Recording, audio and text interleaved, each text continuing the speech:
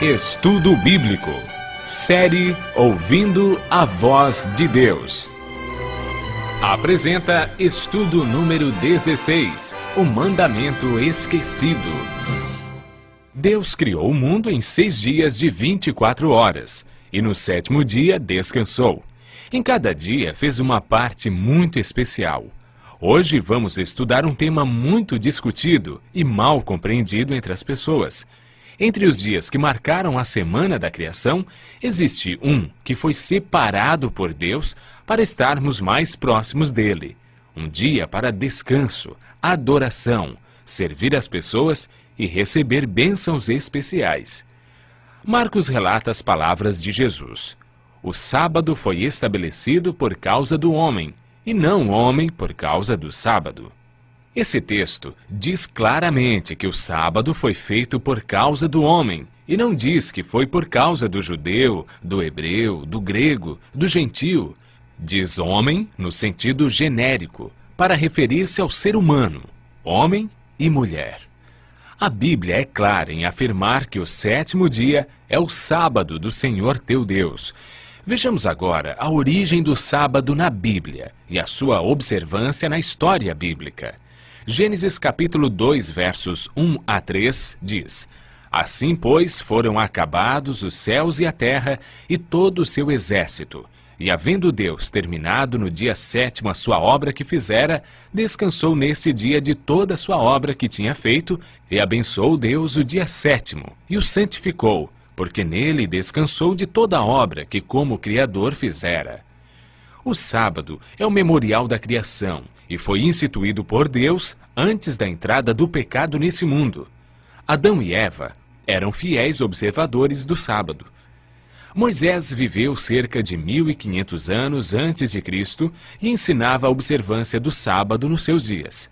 Mesmo antes de receber os 10 mandamentos no Monte Sinai, ele sabia que Deus tinha um mandamento sobre a guarda do sábado. Em Êxodo capítulo 16, verso 23, lemos: E isto é o que disse o Senhor: Amanhã é repouso, o santo sábado do Senhor. E quando alguns desobedeceram, Deus repreendeu com as seguintes palavras: Até quando recusareis guardar os meus mandamentos? Êxodo capítulo 16, verso 28. O profeta Isaías viveu cerca de 700 anos antes de Cristo. Afirmou e declarou sobre o dia de adoração: Se desviares o pé de profanar o sábado e de cuidar dos teus próprios interesses no meu santo dia, se chamares ao sábado deleitoso e santo dia do Senhor, digno de honra, e o honrares, não seguindo os teus caminhos, não pretendendo fazer a tua própria vontade, nem falando palavras vãs. Portanto, o profeta Isaías ensinou a validade do 4º mandamento. Através do profeta Jeremias, Deus confirmou em seus dias a validade do sábado. Se deveras me ouvirdes, diz o Senhor, não introduzindo cargas pelas portas desta cidade no dia de sábado, e santificardes o dia de sábado, não fazendo nele obra alguma. Ezequiel apresenta o sábado como o sinal do Deus verdadeiro. Também lhes dei os meus sábados para servirem de sinal entre mim e eles, para que soubessem que eu sou o Senhor que os santifica. Santificai os meus sábados, pois servirão de sinal entre mim e vós, para que saibais que eu sou o Senhor vosso Deus. Neemias insistiu com o povo, apesar da apostasia em seus dias, para que as pessoas continuassem a observar o dia de sábado. Naqueles dias, vi em Judá os que pisavam lagares aos sábados, e traziam trigo que carregavam sobre jumentos, como também vinho, uvas e figos, e toda a sorte de cargas que traziam a Jerusalém no dia de sábado. E protestei contra eles por venderem mantimentos nesse dia. Por todo o Antigo Testamento, podemos observar a insistência dos profetas quanto à fidelidade ao 4º mandamento. O que ensina o Novo Testamento quanto à observância do sábado? Lucas, no capítulo 23, verso 56, afirma que Jesus, indo para Nazaré, entrou num sábado na sinagoga, segundo o seu costume, e levantou-se para ler. Ele também registra a experiência das mulheres que seguiam a Jesus. Era o dia da preparação e começava o sábado. As mulheres que tinham vindo da Galiléia com Jesus seguindo, viram o túmulo e como o corpo fora ali depositado. E no sábado descansaram segundo o mandamento. Mesmo após a morte de Cristo, elas obedeceram o quarto mandamento, pois Jesus não havia ensinado nada diferente.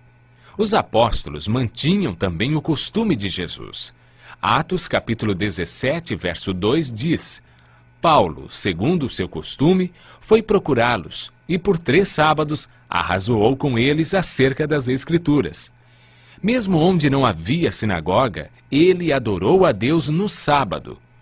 Quando em Corinto, Paulo, durante 1 ano e 6 meses, isto é, 78 sábados, não mudou o seu dia de adoração, nem o costume de ir à igreja no sábado. O sábado teve sua origem em um mundo sem pecado. Em toda a Bíblia, podemos ver a insistência dos profetas, de Jesus e dos apóstolos a respeito do quarto mandamento. O povo de Deus tinha a responsabilidade de ensinar entre as nações o sábado como o verdadeiro dia de adoração e uma das exigências de Deus nos 10 mandamentos. Após a volta de Jesus e o milênio, iremos morar na nova terra, desfrutando das bênçãos do dia de sábado por toda a eternidade. Pode alguém que ama Jesus deixar de cumprir esse mandamento ou escolher qual dos 10 vai obedecer? Jesus disse: se me amais, guardareis os meus mandamentos. Tiago afirma: pois qualquer que guarda toda a lei, mas tropeça em um só ponto, se torna culpado de todos. Portanto, concluímos que a pessoa que deixou de cumprir qualquer um dos 10 mandamentos, seja ele qual for, deixou de cumprir toda a lei. O sábado foi deixado por Deus como memorial da criação, e nesse dia podemos descansar de nossas obras e usufruir das bênçãos maravilhosas da criação. Continue ouvindo a voz de Deus e obedecendo a esse mandamento, por amor a Jesus.